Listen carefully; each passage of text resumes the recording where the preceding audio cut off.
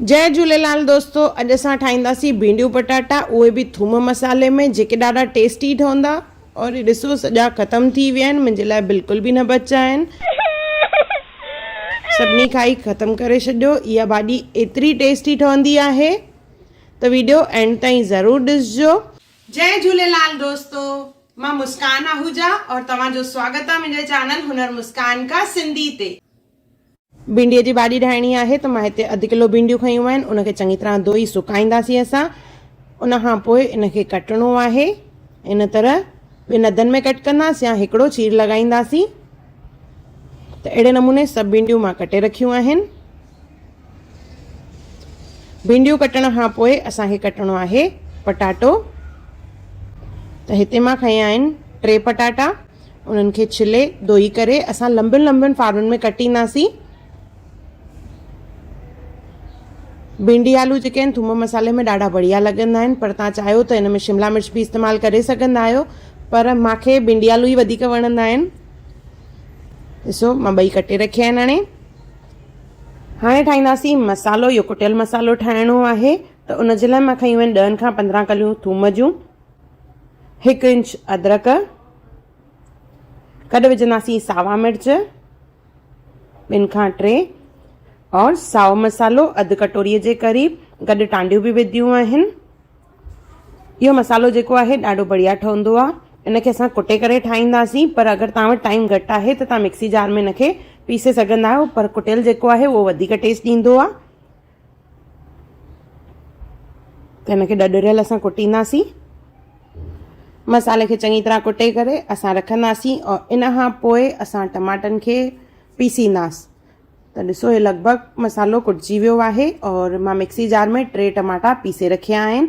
हाणे असां हिकु खणंदासीं तई, उन में विझंदासीं तेल और इन में करणियूं आहिनि भिंडी और आलू खे फ्राए। त पहिरियों भिंडी फ्राए कंदासीं और हिते मां लूण जो इस्तेमालु न कयो आहे हाल फ़िलहाल। पोइ असां ग्रेवी में विझंदासीं लूणु। डीप फ्राए कंदासीं भिंडियुनि खे, क्रिस्प फ्राए न करणो आहे, डीप फ्राए कंदासीं जस्ट। भिंडी फ्राए थी वेंदियूं त इन्हनि खे असां कढी रखंदासीं। त ॾिसो भिंडियूं फ्राए थी वियूं आहिनि, इन्हनि खे असां कढंदासीं हाणे। और साॻे ई तेल में वरी पटाटनि खे फ्राए करणो आहे। पहिरियों बाहि खे तेज़ रखिणो आहे, उन खां पोइ मीडियम और पोइ स्लो करे असां पटाटे खे चङी तरह सिजाए फ्राए कंदासीं। छाकाणि त टुकर लंबा आहिनि, वॾा आहिनि, त टाइम लॻंदो थोरो। बाहि खे पहिरियों तेज़ रखिणो आहे, उन खां पोइ मीडियम और स्लो करे चङी तरह फ्राए करे कढंदासीं असां। ॾिसो पटाटा फ्राए थी विया आहिनि, इन्हनि खे कढी रखंदासीं और साॻे ई तईअ मां तेल कढी रखंदासीं और उन में 2 खां 3 चमचा तेल छॾे करे उन में विझणो आहे कड़ी पत्तो, थूम, अदरक, सावा मिर्च, साए मसाले जी जेका असां कुटे करे पेस्ट ठाही हुईसीं उहा विझंदासीं हिन में, जेका लॻभॻि 2 खां 2.5 चमचा थींदी। इनखे मिक्स करे असां भुञंदासीं जीअं थूम जो कच्चोपन निकिरी वञे। कुझु सेकंड असां मसाले खे भुञी वठंदासीं। उन खां पोइ इन में विझणो आहे टमाटो। असां टमाटो पीसे रखियो आहे, त पीसियल टमाटो विझंदासीं इन में।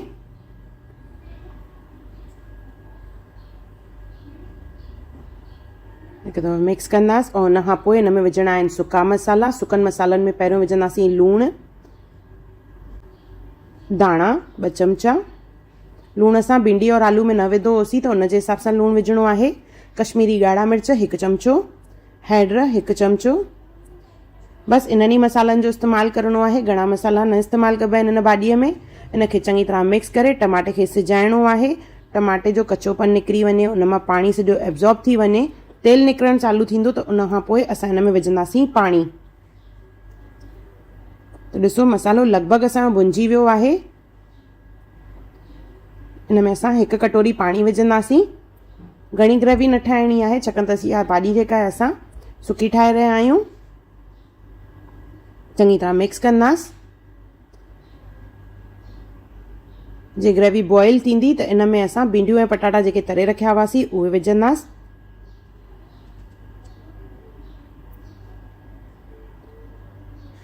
और इनखे मिक्स करणो आहे।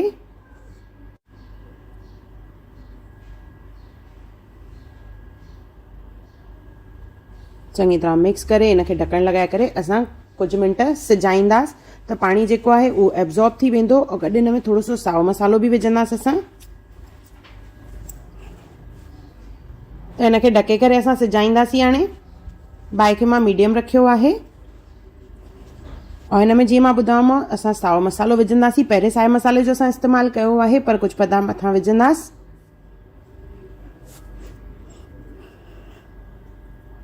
और वापसि हिनखे ढके करे सिजाईंदासीं त जीअं मसालो आहे भाॼीअ में अंदरि ताईं वञे और ॾाढी बढ़िया और टेस्टी भाॼी ठहंदी। सो पाणी लॻभॻि खॼी वियो आहे। हिनखे हिकु दफ़ो मिक्स कंदासीं। हिन मां तेल निकिरणु बि चालू थी वियो आहे। पटाटो चङी तरह सिजी वियो आहे। इहा असांजी भाॼी जेका आहे तयारु थी वई आहे, थूम मसाले में भिंडियूं पटाटा। हिनखे गरमा गरम फुल्के सां सर्व कंदासीं। थूम मसाले में भिंडियूं पटाटा जेके ॾाढा टेस्टी आहिनि। त हिकु दफ़ो ज़रूरु ठाहियो और मूंखे कमेंट सेक्शन में ज़रूरु ॿुधाइजो त तव्हांखे इहा रेसिपी कीअं लॻी। छाकाणि त इहा रेसिपी जेका आहे ॾाढी टेस्टी आहे, सिंपल आहे ठाहिण में और इज़ीली बिगनर्स बि इहो ठाहे सघंदा आहिनि। थूम मसाले में भिंडियूं पटाटा जेके ॾाढा टेस्टी ठहंदा। और ॾिसो इहा भाॼी एॾी टेस्टी ठही जो मुंहिंजे घर वारनि सॼी भाॼी ख़तमु करे छॾी और मुंहिंजे लाइ ख़ाली हिकु भिंडी बचाई अथऊं। त तीअं तव्हां बि ठाहियो और मूंखे कमेंट सेक्शन में ज़रूरु ॿुधाइजो त तव्हांजे घर वारनि खे इहा भाॼी कीअं लॻी।